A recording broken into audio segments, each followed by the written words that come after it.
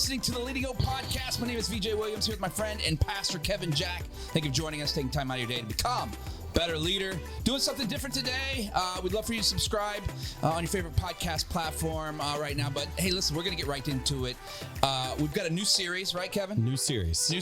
And it's going to be interesting. A lot of content, but a lot of really cool stuff. It's 7 leadership lessons. And I already forgot the title. 7 conversations for 7 leadership lessons. About 7 leadership lessons. And why this? Let's just start there. Why this? Why now? 7 conversations that we're going to have about 7 leadership lessons. Let's just start there. I was asked to do a talk for a group and say, like, hey, you got 30 minutes. We want you to share the top 7 leadership lessons you have learned in your life. That's in like tall order. Yeah, and if I could say, like, I wanted to thoroughly avoid all of the, first off, I wanted to thoroughly avoid everything that was just like spiritual. I know that sounds like really bad at first, but to say, like, it was the top 7 leadership lessons, not the top 7 lessons I've learned in my life. But as I was putting them down, and so I'm trying to avoid everything cliche, everything that's been said before, stuff that was really, that I had felt and experienced, is to say, like, hey, these things aren't like, they don't work that well. And I'll still give the talk that they asked, but they don't really work that well. Just like, here's the point, 2 illustrations, move on, because that's all you really have time to do if you're sharing 7 lessons in 30 minutes. And so I just really want to, I'm grateful we did it like this. I just really want to have a conversation on these different pieces and say, like, hey, this is how this functions. This is how I came to this conclusion, and this is how we experience it in our life today. That's awesome. So this format is a lot different than we do content in general. Obviously, we're facing each other, which is just in general. I'm not used to looking at you this long, man. I know, which is hilarious because if you go back to the first like 15, 20 episodes, this is how we kind of did it. Yep. So it's a little, kind of how we started. But I think the cool thing is like we don't have the computers in front of us because I mean, generally we want to be very pointed in our. I'm usually loaded down with content, and we want to be pointed in the conversation because 20 minutes.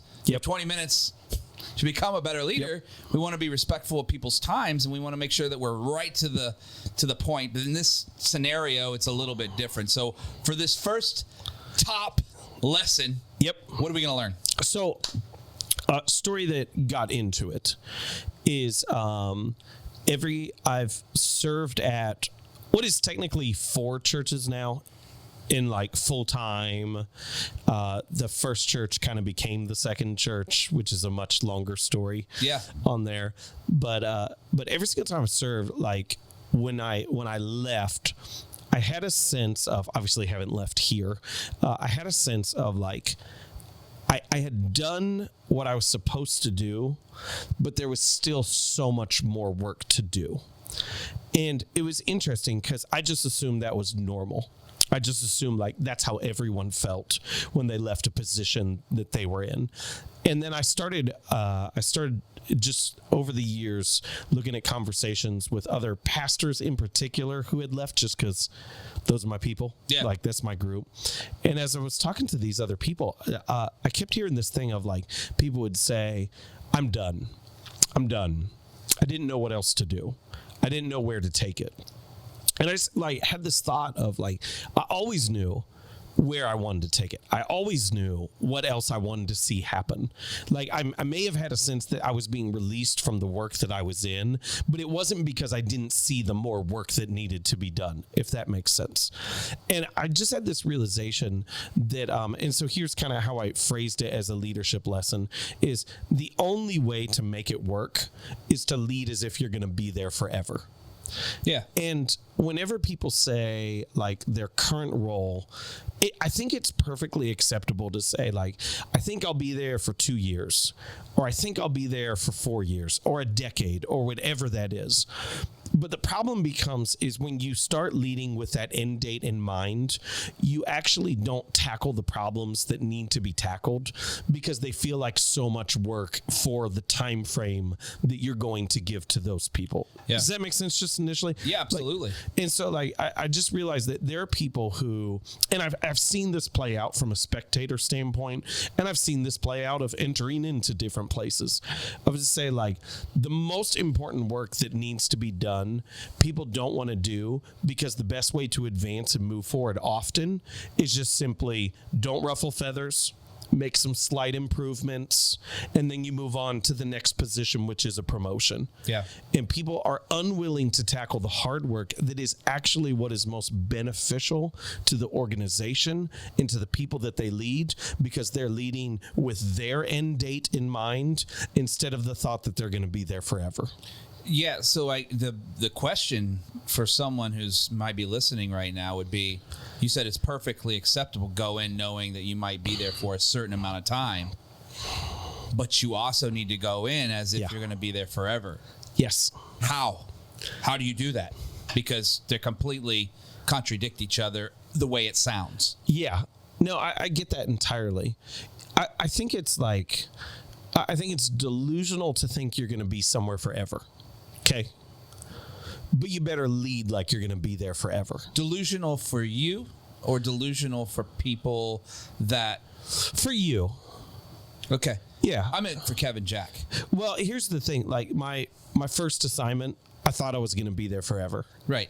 My second assignment, I thought I was going to be there forever. My third assignment, I thought I was going to be there It's only at this point in time that I'm I don't know. Well, I think that came with experience, though. Yeah. And so I would say, how do I say? I'm feeling really mature as I'm about to hit 40. I feel like I've the gray hairs are starting to show and stuff okay like that. Yeah. But there's that. I really do believe that, of to say, if I knew what I knew now, I would have known at 22 I wasn't going to be there forever. It wouldn't have changed how I led. And so it's like that dual thing of to go, I think it's okay to be aware that the spot that you're in isn't going to be forever. But if you lead as if it's not forever, you're not going to do what's best. So let me just ask this then. Do you think it's healthy going in knowing that you're not going to be there forever? Oh, that's a great question. Maybe. Yeah. I mean, if I could share, how do you, I guess, yeah. If you know you're not going to be there forever from an unselfish perspective, it's okay. I am aware someday I will pass Highland Park Church off to someone else. Yeah. I hope, legit hope and pray that day is very far away. Yeah. But I am aware that the church will not end, or I would say aware. I will lead with everything within me so the church does not end with my tenure. Yeah. That would be a horrific, awful thing. Yeah.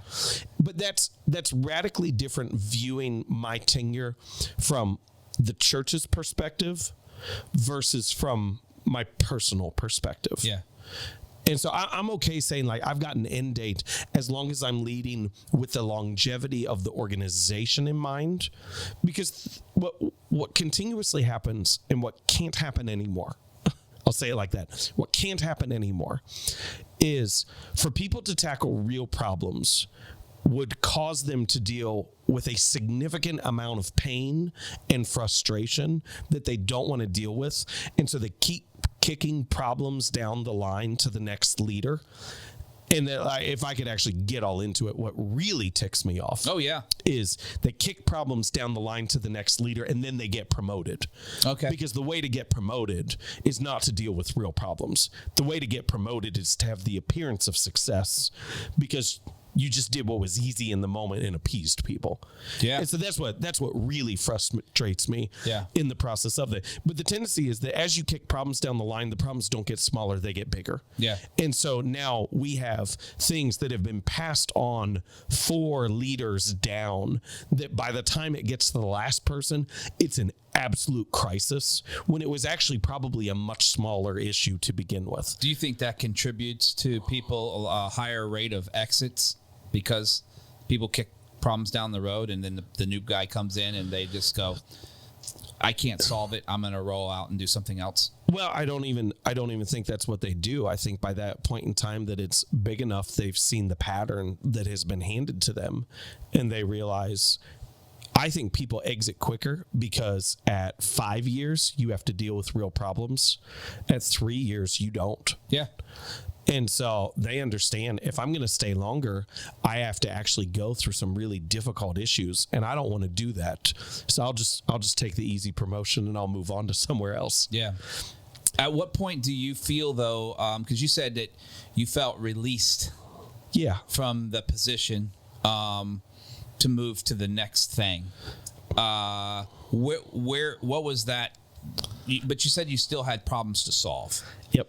How did that internally, that feel for you when there's still problems to solve, but you're released from it? How does that work? This is where our leadership podcast ceases to be a leadership podcast. Yeah. But the reality that's a leadership principle. I mean, you're still having to lead. It's a just different level. Yeah. But for each of those, for me, it was a sense of clarity spiritually from God, that it was no longer the place where I was supposed to be. Gotcha. Not because I had abdicated responsibility, and not because I hadn't dealt with what I felt like needed to be dealt with. And I would say, no organization is perfect.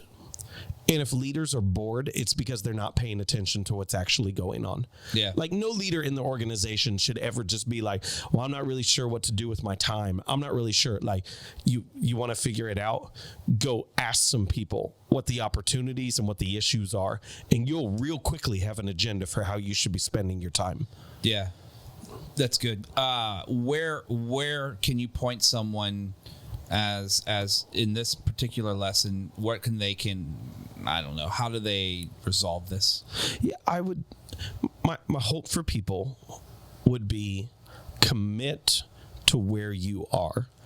If you are released, or if there's another amazing opportunity, I think it's perfectly acceptable, and sometimes it's even obedient and the best thing to walk away and to step into it. But this whole leadership of one eye on my current assignment and another eye constantly looking out for something better.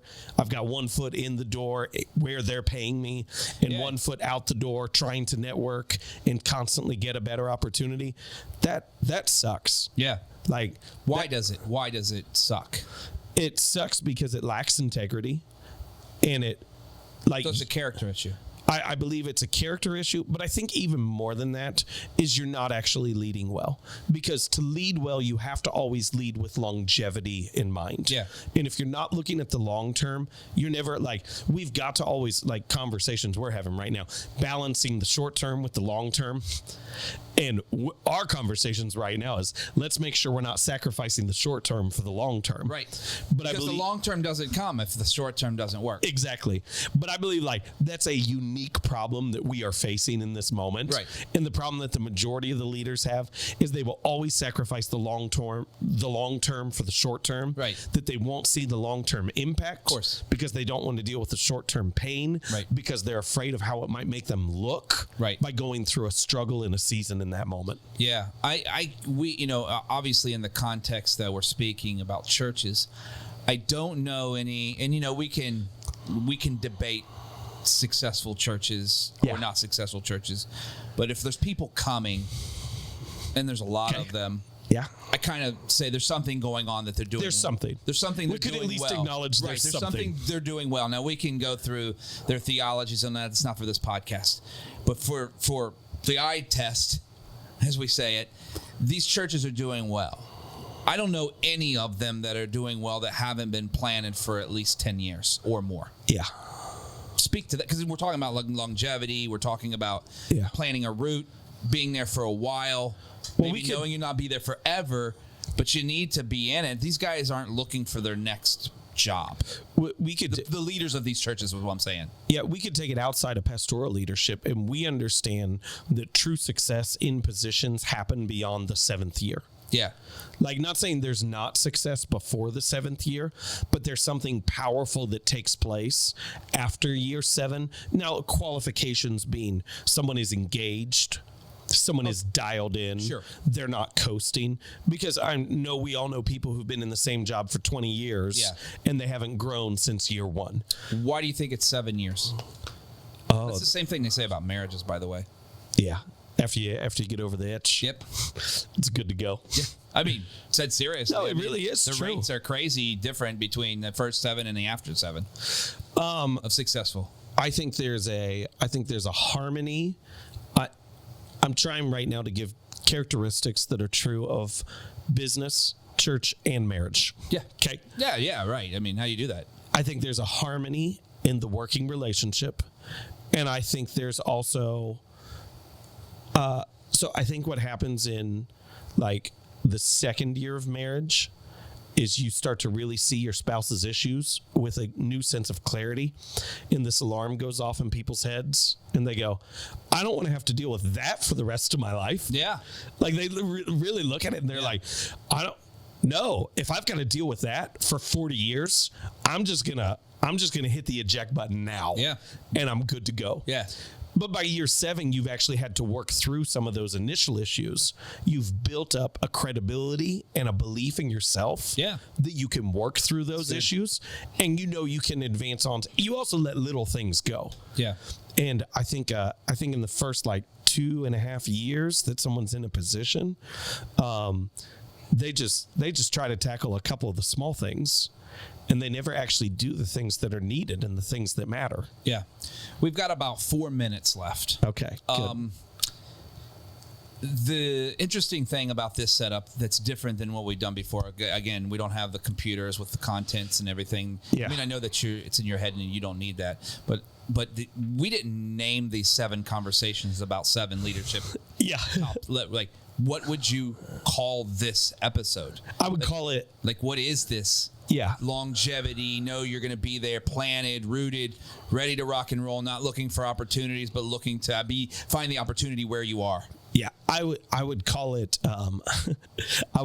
only let God uproot you. Only let God uproot you. Because what's happening is who else can uproot you? Well, you can uproot yourself. Okay. And I think what happens is that people good conversation with a friend, okay? Yes. We were talking through the assignment that they were in, and the difficulty was things had changed in their home life radically that all of a sudden made the assignment their permanent location, if that makes sense. Yeah. It used to kind of be viewed as a temporary, I'm here now, but some things in their home and family life had changed that now this assignment was their permanent location. And they began, like, it was a dark season for them, because they all of a sudden saw with renewed clarity all the issues, all the problems, all the things they didn't like. And it was really hard. Yeah. And I watched them just a little bit, and then they stopped. I watched them uproot themselves a little bit. Gotcha. Of to go, if I'm going to have to deal with this, and this is home, I don't want this to be a part of who I am. Yeah. And I think what's happening is that people, instead of planting deep roots in locations, they are uprooting themselves as soon as those first roots start to form in. Absolutely. And I want to acknowledge, like, when you're deeply rooted, to be uprooted, even by God, is painful. Yeah. Like, we are in the recording of this, we are just coming off visiting what was home for us for a long time. Yeah. And that uprooting, like, that sucked. Yeah. Like, that was not fun at all. But it was worth it. Sure. And it was worth being deeply rooted to deal with actually what needed to be dealt with. And so, man, I would just say, like, my encouragement to anyone. So let's just talk about this in your leadership, in your ministry, in your marriage, whatever that is. Yeah. What if you changed perspective and you accepted, like, you committed yourself to say, I'm going to have to be here forever. And so I'm going to lead it in such a way that it's good forever. Yeah. Let's just talk marriage for like just a second. What if every other option was off the table And you just said, no. I'm going to have to make this work. Yeah. And in order for me to make it work, not only am I going to have to deal with the real problems, but I'm going to have to become the kind of person who can do more than 6 months. Yeah. I'm going to have to become the kind of person who can handle more than just a year. Yeah. The marriage thing is such a one that you can go to right away, but it applies to so many other places that you have relationships. I mean, every place that you work, you have relationships with people. Yes. You better. Yes. Let's just say that. You better have relationships because you're gonna you work with people, co-workers. You just said that in a message the other day. Co-workers. Yeah. For one purpose, right? Yep. And that is it. And the marriage is the same thing. And for me, it's like I changed my thing. Is what can I? My whole thing was what can I convince them that they need to do better? That's good. 2, what concessions do I need to make in order for this relationship to work? Good. And then when you do that, it just helps the entire thing move forward. All right, that's the end of this this first conversation over the next 6 that we'll have. Leadership lesson 1, conversation number 1. Only let God uproot you. There you go. So we've got that, which is nice. Hey, thank you for joining us and taking time out of your day to become a better leader. We'd love for you to share this on Instagram, YouTube, Facebook with all your friends and leaders that are trying to get better like us. And we just want to make sure that you know that we're available for you. Go to leadinghope.online or DM us anytime if you have questions about the Leading Hope community. And remember, everyone has 20 minutes to learn to become a better leader. Make it count.